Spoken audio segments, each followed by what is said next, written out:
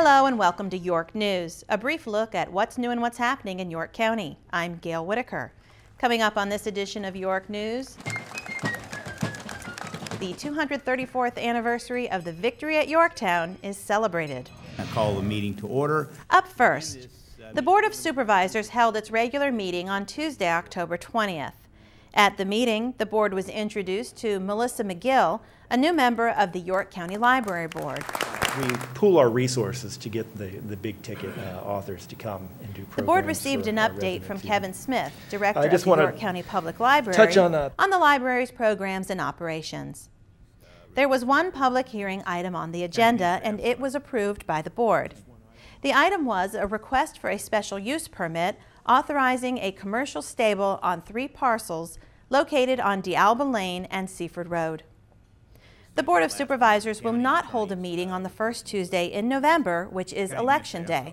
The next meeting of the Board of Supervisors is scheduled for Tuesday, November 17th in the boardroom of York Hall.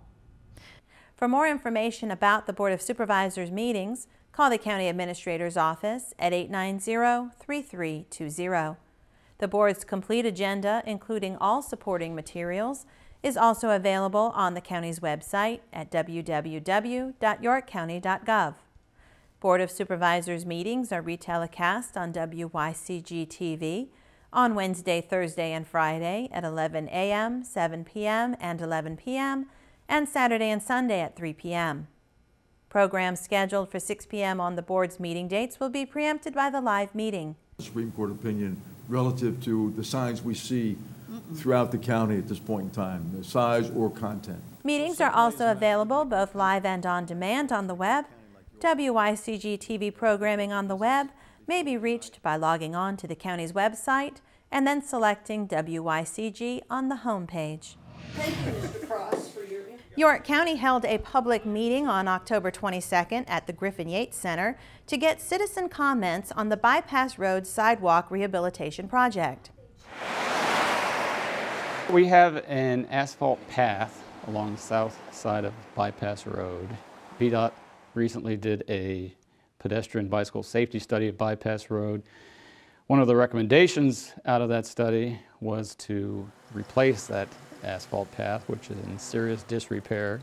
It's all chopped up. You've got tree roots breaking up the pavement, and it also doesn't comply with the Americans with Disabilities Act. Up to 80% of the funding would come from federal dollars in the TAP program that is administered by VDOT.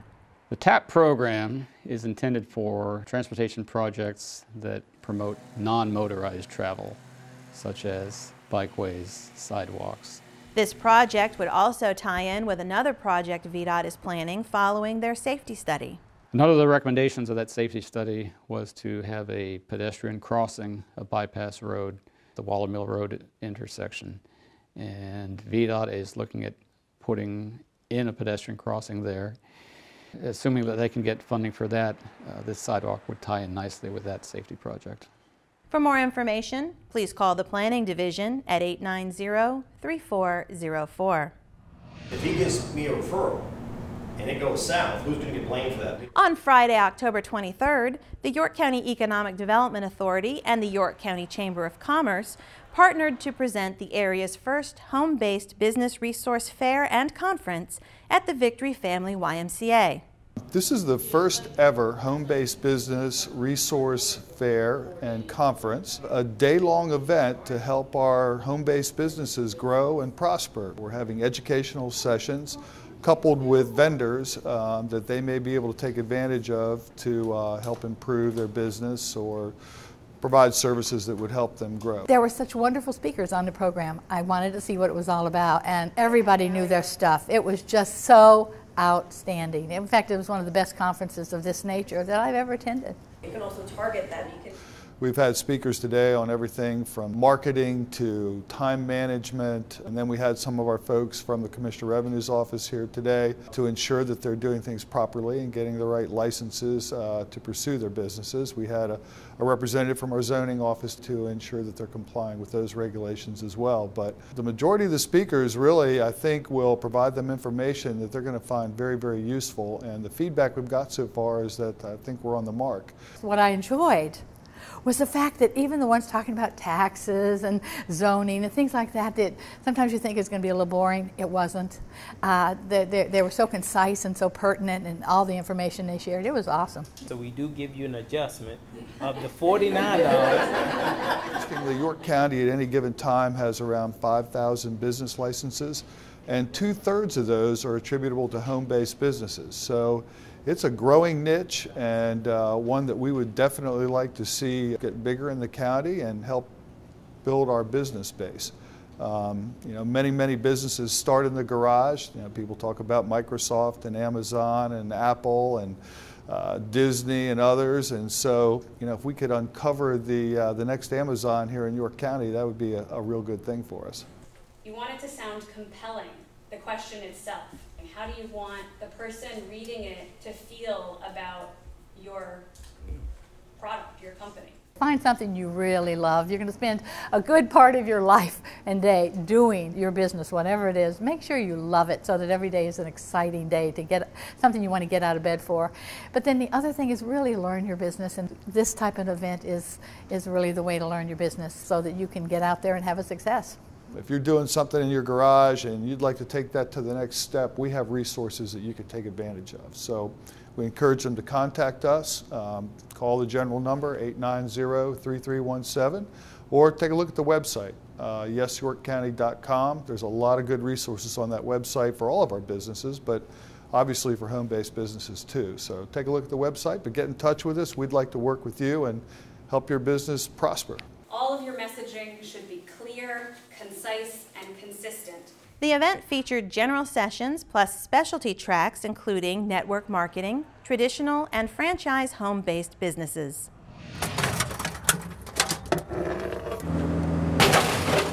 As part of the county's Go Green initiative, staff members have been hard at work installing energy-efficient lighting in several county areas. On Saturday, October 24th, the lights in the public safety parking lot were changed out. Eyeball us this way, see if we need to come straight in front of the pole.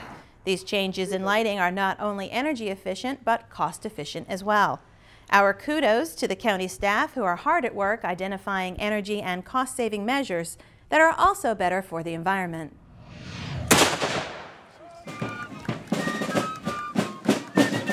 Last week, Yorktown celebrated the 234th anniversary of the victory at Yorktown, commemorating the British surrender to American and French forces under the command of General George Washington. The celebration is a favorite to many who come to Yorktown to honor those who perished in the fight for independence.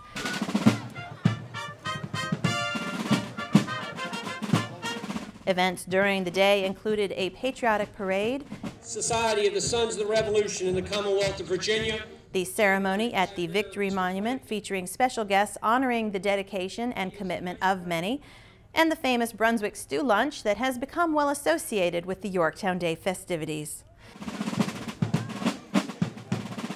Mark your calendars for next year's celebration on October 19th, 2016, which will be the 235th anniversary of the siege.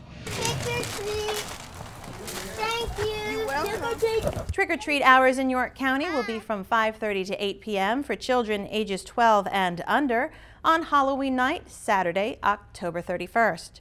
Here you go. Thank you. Children should be accompanied by an adult.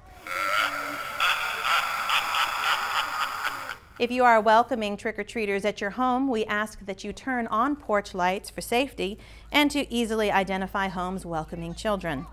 The Department of Fire and Life Safety and the Sheriff's Office recommend many safety tips to ensure a safe and happy Halloween for everyone.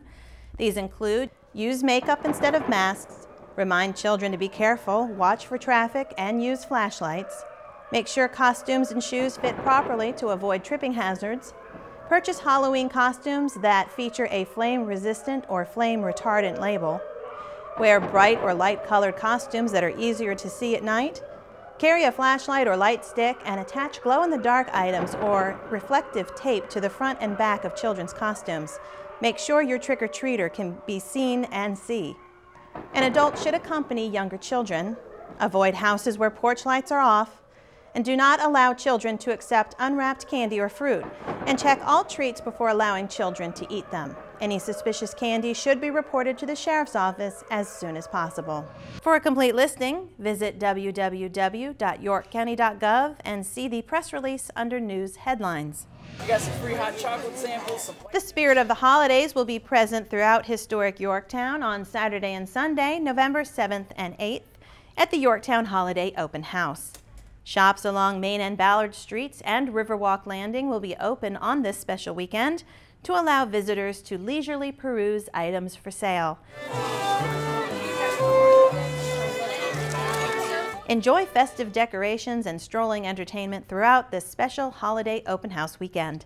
Santa and Mrs. Claus will make a visit, so make your list, check it twice, and bring it to Yorktown November 7th and 8th. For a complete listing of musical acts as well as open house participating businesses, please visit www.visityorktown.org or call 890-3500.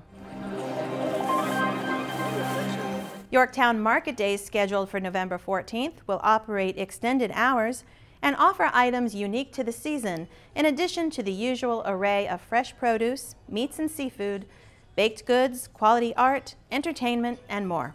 For a complete listing of events, please visit www.visityorktown.org or call 890-3500. Leaves have been falling steadily the past few weeks, and that means it's time to rake, bag, and dispose of them.